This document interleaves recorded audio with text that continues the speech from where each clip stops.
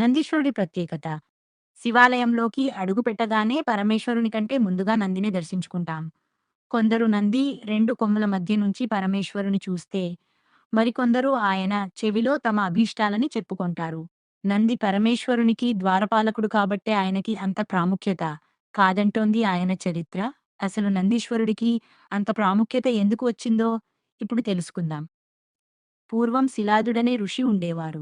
ఎంత జ్ఞానాన్ని సాధించినా, ఎంతటి గౌరవాన్ని సంపాదించినా పిల్లలు లేకపోవడం ఆయనకు లోటుగా ఉండేది. ఎలాగైనా సరే తనకు సంతాన భాగ్యం కలిగేందుకు పరమశివుని కోసం తపస్సు చేయసాగాడు శిలాదుడు.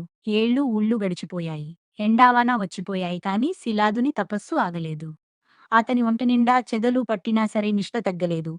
ఎట్టకేలకు శిలాదుని ఎదుట ప్రత్యక్షమయ్యాడు పరమశివుడు. నాకు అయోనిజుడైన ఒక కుమారుడిని కలుగచేయి అని కోరుకున్నాడు శిలాదుడు. అతని భక్తికి పరవశించిన పరమేశ్వరుడు తథాస్తు అంటూ వరాన్ని అనుగ్రహించాడు. శివుని వరాన్ని పొందిన శిలాదుడు ఒకనాడు యజ్ఞాన్ని నిర్వహిస్తుండగా ఆ అగ్ని నుంచి ఒక బాలుడు ప్రభవించాడు. ఆ బాలుడికి నంది అని పేరు పెట్టి అల్లారుముద్దుగా పెంచుకోసాగాడు శిలాదుడు. నంది అంటే సంతోషాన్ని కలిగికేవాడని అర్థమట. బాలుని జననంలాగానే అతని మీద కూడా అసాధారణంగా ఉండేది. పసివాడకుండానే సకల వేదాలన్నీ ఓపోసన పట్టేశాడు. ఇలా ఉండగా ఓనాడు శిలాదుని ఆశ్రమానికి మిత్రావరుణులు అనే దేవతలు వచ్చారు. ఆశ్రమంలో తిరుగుతున్న పిల్లవాడిని చూసి మురిసిపోయారు. అతను తమకి చేసిన అతిథి సత్కారాలకు పరవశించిపోయారు. వెళ్తూ వెళ్తూ దీర్ఘాయుష్మాన్ భవ అని ఆశీర్వదించబోయి ఒక్క నిమిషం ఆగిపోయారు. నందివంక దీక్షగా చూసి మిత్రావరుణులు ఎందుకలా బాధలో మునిగిపోయారో శిలాదునికి అర్థం కాలేదు. ఎంతగానో ప్రాధేయపడిన తరువాత నంది ఆయుష్షు త్వరలోనే తీరిపోనుందని తెలుసుకున్నాడు శిలాదుడు. భవిష్యత్తు గురించి తెలుసుకున్న శిలాదుడు విచారంలో మునిగిపోయాడు. కాని నంది మాత్రం తొణకలేదు, బెనకలేదు. శివుని అనుగ్రహంతో పుట్టినవాడిని కాబట్టి దీనికి మార్గం కూడా ఆయనే చూపిస్తాడు అంటూ శివుని కోసం తపస్సు చేయడం మొదలుపెట్టాడు నంది. నంది తపస్సుకి మెచ్చిన శివుడు అచిరకాలంలోనే అతనికి ప్రత్యక్షమయ్యాడు. శివయ్యని చూసిన నందికి నోటమాట రాలేదు. ఆయన పాదాల చెంత ఉండే అదృష్టం లభిస్తే ఎంత బాగుండో కదా అనుకున్నాడు. అందుకే తన ఆయుష్షు గురించో, ఐశ్వర్యం గురించో వరం కోరుకోకుండా అచిరకాలం నీ చెంతనే ఉండే భాగ్యాన్ని ప్రసాదించు స్వామి అని శివుని వేడుకున్నాడు నంది. అలాంటి భక్తుడు తన చెంతనుంటే శివునికి కూడా సంతోషమే కదా.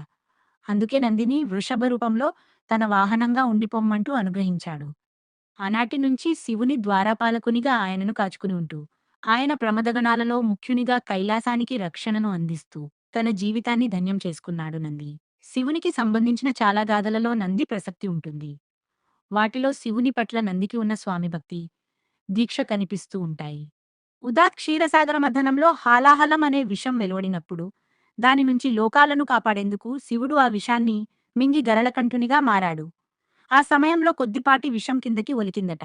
అప్పుడు శివుని చెంతనే ఉన్న నంది ఏమాత్రం ఆలస్యం చేయకుండా ఆ కాస్త విషాన్ని ఆరగించేశాడు. మహామహాదేవతలే హాలాహలానికి భయపడి పారిపోతుండగా నంది మాత్రం కేవలం శివుని మీద ఉన్న నమ్మకంతో దాన్ని చప్పరించేసి నిశ్చింతగా నిల్చున్నాడు.